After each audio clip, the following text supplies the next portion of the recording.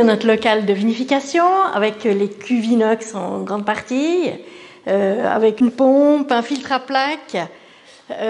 Donc nous encavons, nous cultivons à peu près 8 hectares, nous encavons en gros la moitié, des vignes sur Fuy et sur Saxon.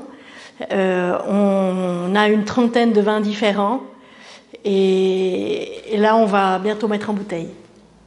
Alors au niveau de la vinification, jusqu'à présent on a vinifié tout à fait normalement, naturellement, donc les raisins rouges arrivent, ils sont broyés et mis dans une cuve pour faire la première fermentation. Les raisins blancs sont pressés, frais et ensuite mis le jus directement dans les cuves pour la fermentation.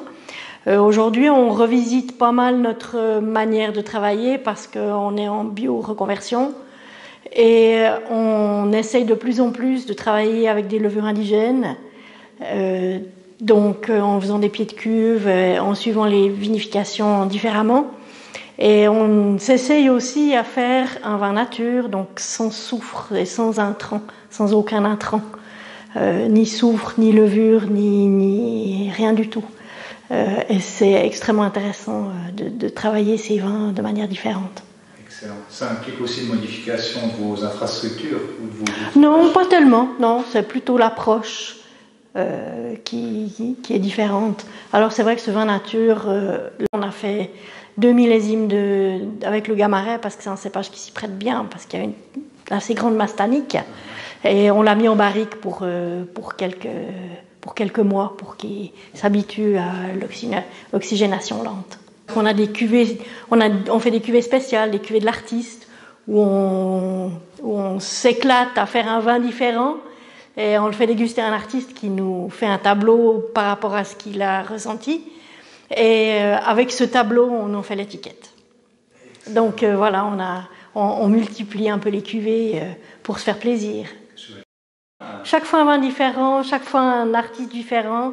C'est des cuvées uniques. Des cuvées uniques. Vous avez des artistes qui viennent de loin pour ce... Alors oui et non, on a des artistes de la région. On a la première, c'est une dame qui habite ici, mais qui est originaire du Jura. Et puis, on a notre nièce qui vient du Venezuela, qui nous a fait une étiquette aussi. Et les étiquettes sont très, très belles. Les artistes se sont vraiment donnés pour faire des très, très belles étiquettes. Vous avez encore l'historique de ces étiquettes? Ah oui, bien sûr, on a les tableaux originaux, on a tout. Le Divico a besoin juste d'un seul traitement cuivre et soufre au moment de la fleur. Et en bio, on doit traiter quand même pas mal. Il n'y a pas un nombre de traitements autorisés ou pas, mais c'est beaucoup plus les matières actives qui sont différentes. Donc on n'a plus droit à des produits de synthèse, uniquement des tisanes, du cuivre et du soufre. Et quelques renforçateurs de plantes. Du coup, il n'y a pas de pollution avec l'essence des appareils de traitement, etc.